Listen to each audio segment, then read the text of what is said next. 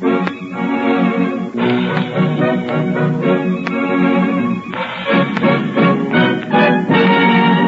makers of Campbell's Soup present George Burns and Gracie Allen, Tony Martin and Ken Niles, and Henry King in his music. My sugar takes me with a grain of salt.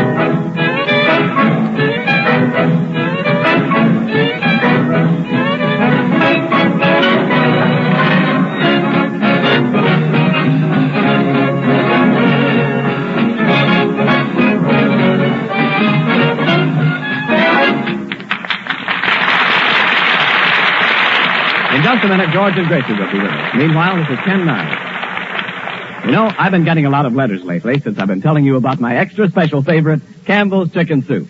I get many that read like this. What you say about Campbell's Chicken Soup is absolutely true. I'm through making chicken soup at home now that I can have just as good, if not better, soup by asking for Campbell's. True? Why, of course it is. And I know good chicken soup myself, so I can tell you why Campbell's has been the soup sensation of the year and why women are buying 3 times as much as they did a short while ago. Now, this is why. It's that glorious, delicious chicken flavor, the through and through chicken richness, the golden glistening color, the snowy rice and delightful seasonings, and the pieces of tender chicken meat, too. Just like the best homemade chicken soup you ever tasted. That's why. And you can have it any time you wish simply by asking your grocer for Campbell's Chicken Soup.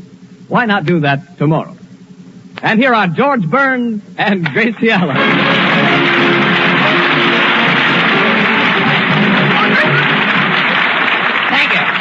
Thank you very much. Well, Gracie, say hello to everybody. Yeah, hello, Tony.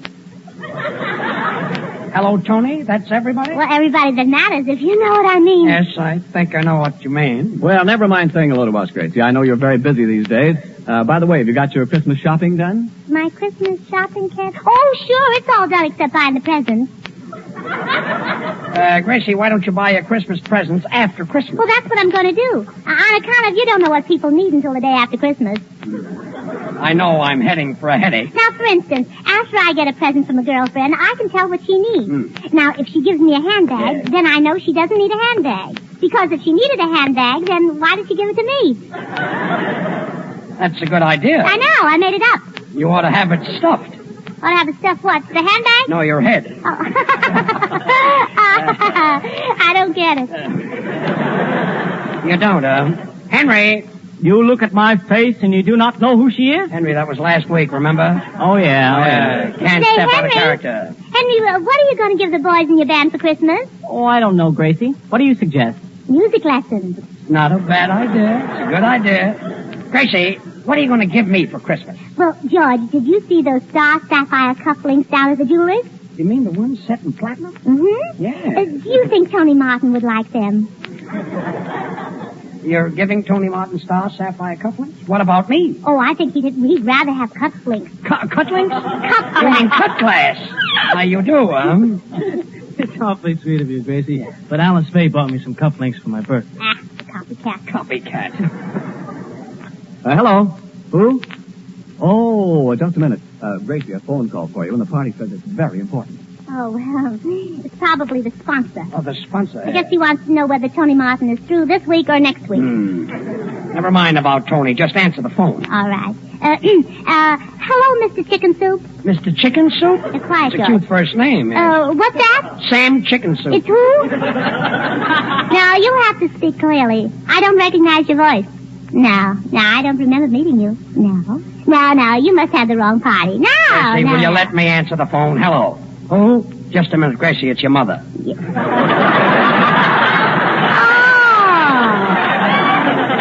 Oh, hello, Mother. I didn't know you were sponsoring this program. If it's your mother, she's probably sponsoring a pat itself for your daddy. Now, please, Judge. Mother can't hear what she's saying. She's lucky. What? No, that was George Burns, Mother. George Burns. No, Burns. Look, Mother, if you light a match to the gas stove, what does it do? Oh, nothing? Oh, the gas is shut off? Gracie, find out what she wants. What, Mother? Oh, you're wrapping the Christmas presents. Oh, goody. What's that? Oh, you want to know whether you should wrap them now or wait until you buy the presents? Gracie, don't make a quick decision. That takes a lot of thought. Oh, not for me, George. What, Mother?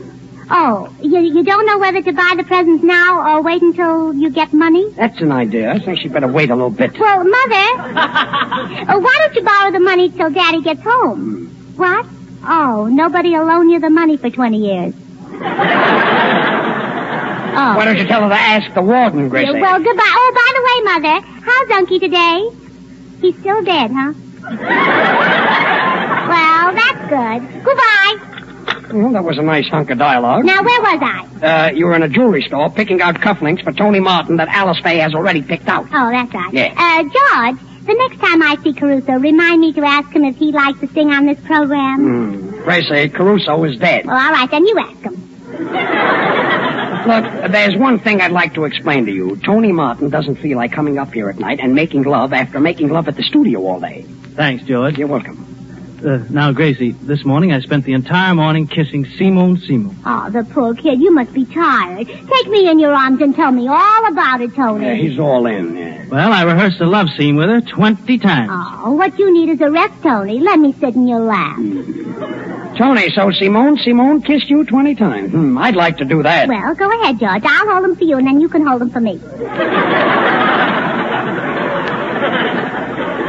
Tony, why don't you get Gracie into one of your pictures? I'll bet I'd be great as a heroine. Yeah, because heroin is a dope. Oh,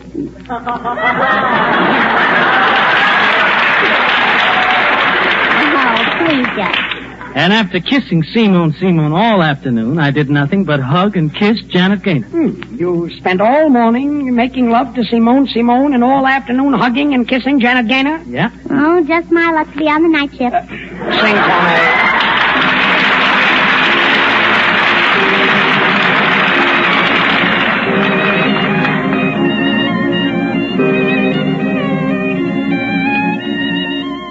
Day is ending and the sun's descending in the west once more. Night is falling, I can hear love calling on the dear old Mississippi shore.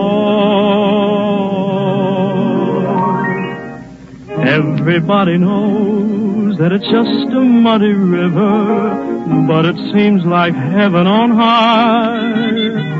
When the moon is shining bright, let me dream away the night where the lazy river goes by. Go away,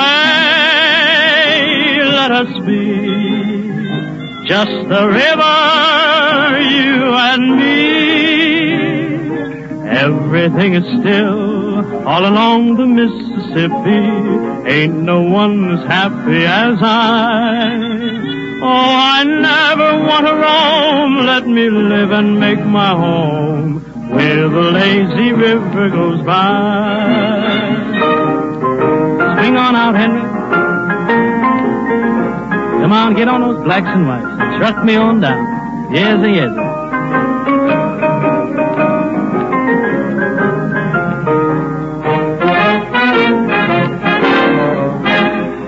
Everybody knows that it's just a muddy river, but it seems like heaven on high.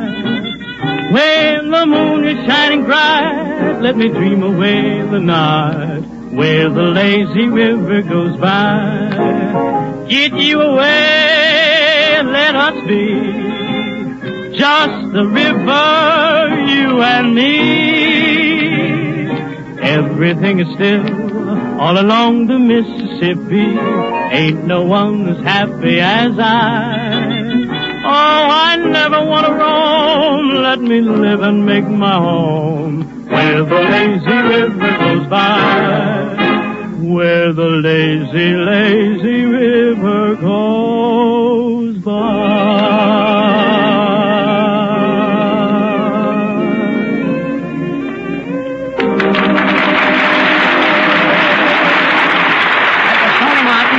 Country Fox singing Where the Lazy River Goes By from the picture with a banjo on my knee. Tony, you were swell. Thanks, George. Well, Gracie, how did you like Tony Martin? Oh, I think he's beautiful. Yeah, he's pretty. You know, Gracie, what do you want Santa Claus to give you for Christmas? Would a stocking hold all you want? Well, no, but a pair of Tony Martin socks would. I say. Well, that's if he's got a pair of socks. Yeah. Well, now just think.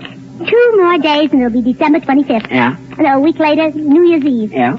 7 weeks from then, Washington's birthday. 5 months after that, 4th of July. Well. Half of next year gone already, and it isn't even Christmas yet. Time certainly flies, don't you think so? Yes, I think so. Gracie, you forgot April Fool's. I'm coming to you, George. Thank you. Thank you. Some people like Christmas, but personally, I like Labor Day much better than Easter on account of the Christmas trees. You have Christmas trees on Labor Day? Mm-hmm. Then what will you have on Christmas? Well, I'll take the same as you do, George, only more ginger ale in mine. I don't know what you're doing for Christmas, but I'm having a poor family for dinner. Well, that's nice. We're having turkey. Well, that's kind of different. Sitting with stuffing. Yes. Yeah. Love that turkey stuff. You know... Take it easy. Just give it up. Just speak right up. There you go, Gracie. Oh, George, let me talk. Yes. If it weren't for one thing, I could sit under the mistletoe and kiss Tony Martin to my heart's content. And what's the one thing? Well, who wants to spend a dime for mistletoe?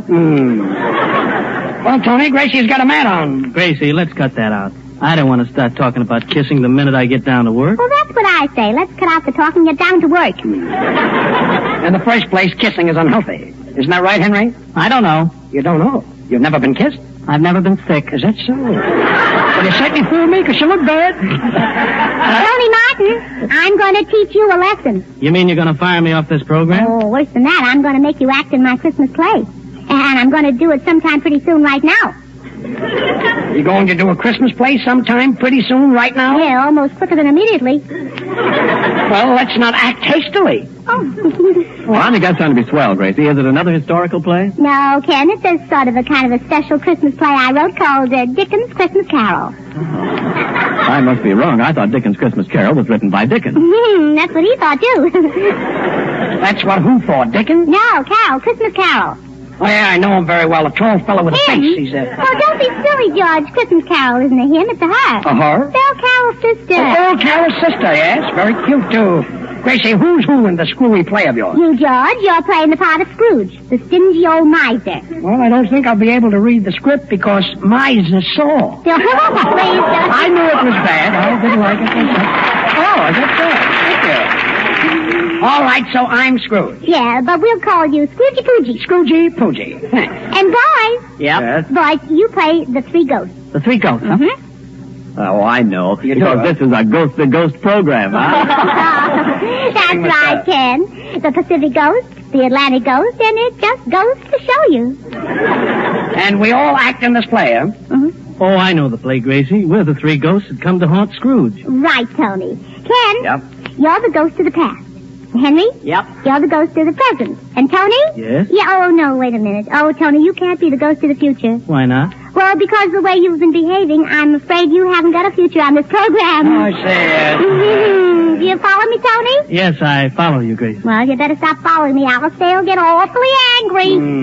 All right, Gracie, and what part do you play? I'm Mrs. Fezziwig. Mrs. Fezziwig? Yes. Who is Mrs. Fezziwig? Well, she's the wife of Mr. Fezziwig and the mother of all their fuzzy little toupees.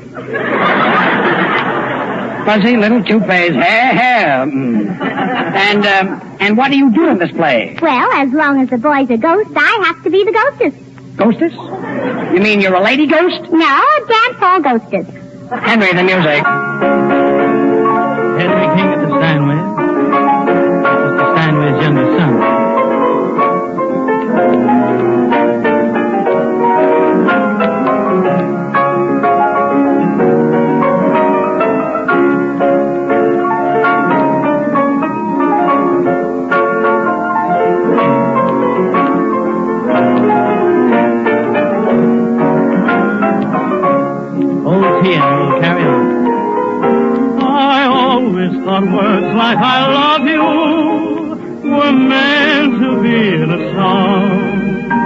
afraid to be rhymed with above you. But I knew I was wrong when you came along. Oh, where have you been all my life? Now that I find you, my life will be so divine. Now that you are mine.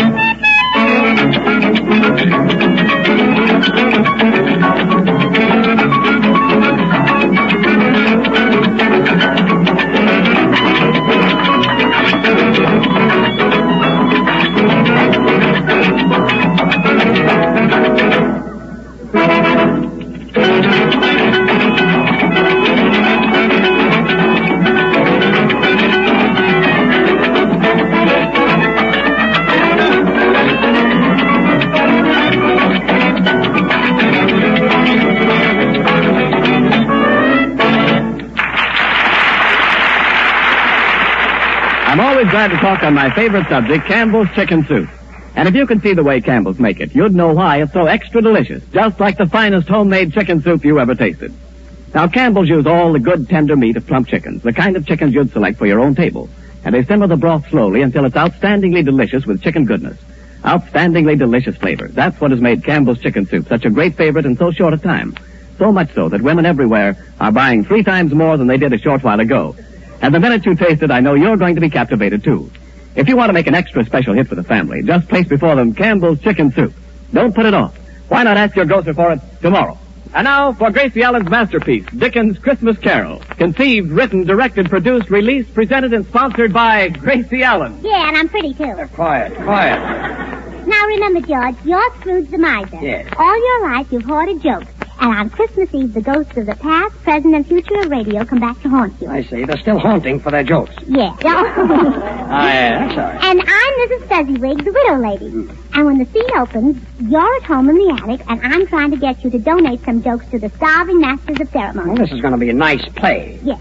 Ken the cat. All right. Ebenezer Scrooge, the mean old miser of the airways, George Burns. Mrs. Loudspeaker Fezziwig, the nitwit of the network, Gracie Allen. The ghost of the past. Oh! Something he ate, I guess. Ken Niles. The ghost of the present, Tony Martin. The ghost of the future, Henry King. Time, midnight, Christmas Eve. Curtain. Are you ready, Ghost? Yes. Music. A haunting we will go. A haunting we will go. A haunting we will go. Oh, go ahead, George. Act. So this is Christmas Eve. Bah. And everybody is happy. Bah. I am not happy. They call me Ebenezer Scrooge, the joke miser. What fools people are to be happy on Christmas Eve.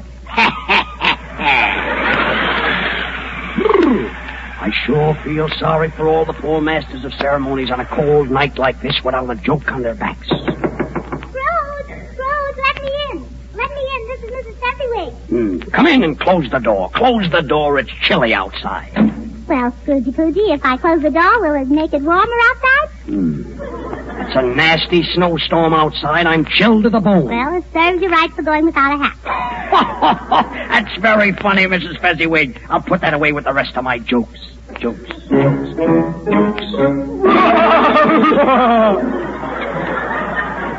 Shades of Al Jolson, Mrs. Fezziwig. Do you see this ghostly figure wrapped in a sheet? Oh, yes, Scrooge. It's either Mahatma Gandhi or a man without Mahatma coat and a vest. Quiet. Speak, ghostly guest. Who are you? What brings you here? Who am I? Where I play folks back in to hear my wife cracking on radio high one renown. There's no use in guessing. My name I'm confessing. Who? The mayor of Mexico City. Well, what brought you here? I've come to haunt you, Scrooge, for stealing my jokes, you know? I don't believe you, Eddie Cantor. All I can see is an empty sheet. Yeah, Eddie, where did you park your carcass? Don't haunt me, Eddie. I'm Ebenezer Scrooge. Oh, Eddie, I'm an old man. Look at me. I'm all bent over. Yeah, from lifting everybody's joke. Oh, that's Ted Lewis? Hush, hush. You've stolen my best joke. I've got a goat in my house who hasn't got a nose.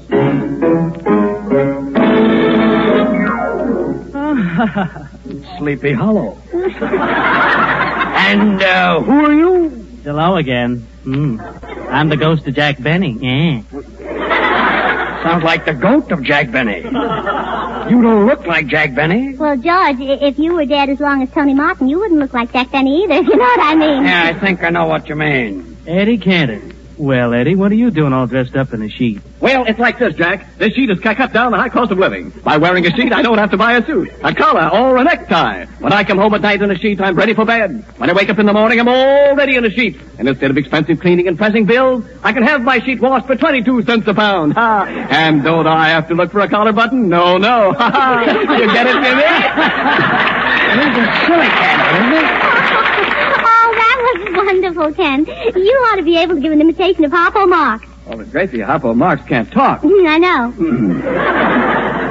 Gracie, what's Eddie Cantor got that I haven't got? 5 daughters. Well, Buck Benny, what do you want? Scrooge, I'm here to haunt you. You stole my joke, a joke that I originated, a joke that made me famous. We've got a goat at our house without a nose. How does it smell? Terrible, Jack. I used it on my program, too. Quick, Mrs. Fezziwig, the pencil. It sounds like a new one. Jokes.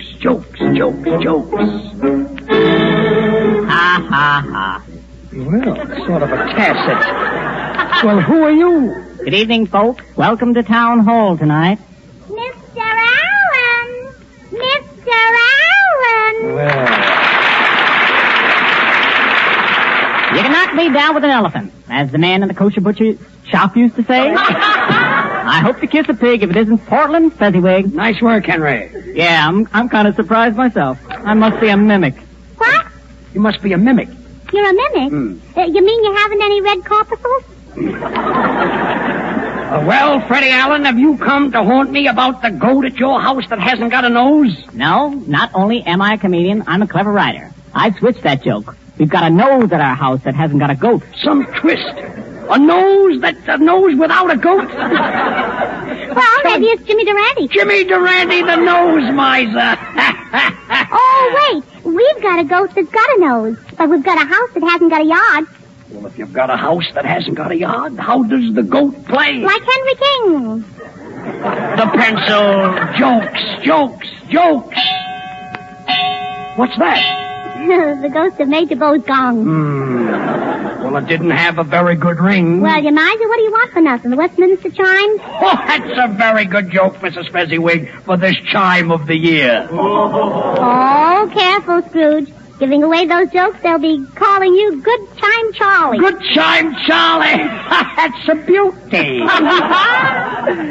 Scrooge, before I go, you can do me a few favors. Yes, Jack Benny. What favors would you like? Strawberry, raspberry, orange, lemon, lime. And Campbell's chicken soup. Thanks, Gracie. You're welcome. Well, goodbye, Jack Benny.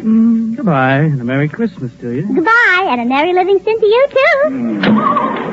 Well, Eddie Cantor, I've got every joke you ever used. I'm living on the fat of the land. The fat of the land, well, you must have Jack Bernard, too. I've got him. Well, I can't expect a joke from a miser like you, but I thought you might at least give me a little pun. Goodbye. Oh, isn't that cute, George? Eddie Cantor's got 5 daughters, and now he's looking for a little pun. Jokes. Well, Freddie Allen, aren't you going back to Town Hall? No, I'm going nuts. Well, you're lucky, Fred. Everyone else has a long trip ahead of them. Goodbye, Freddie. Goodbye. Tally ho! Tally ho! Henry, the music.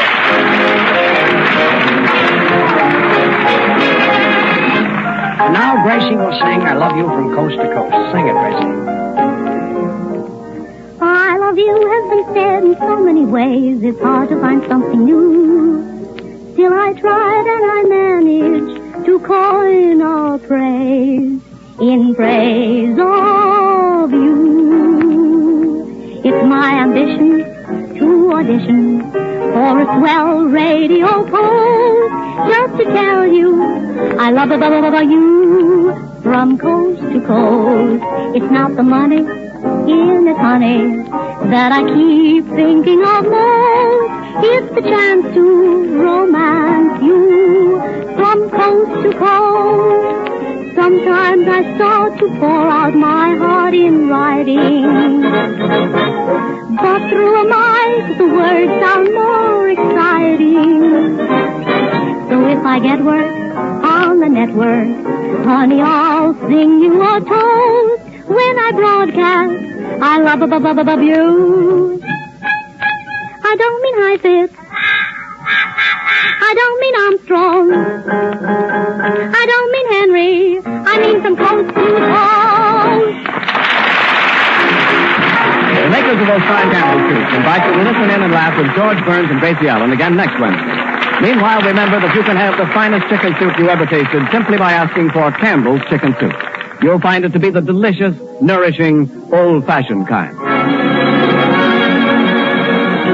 This is the Columbia Broadcasting System.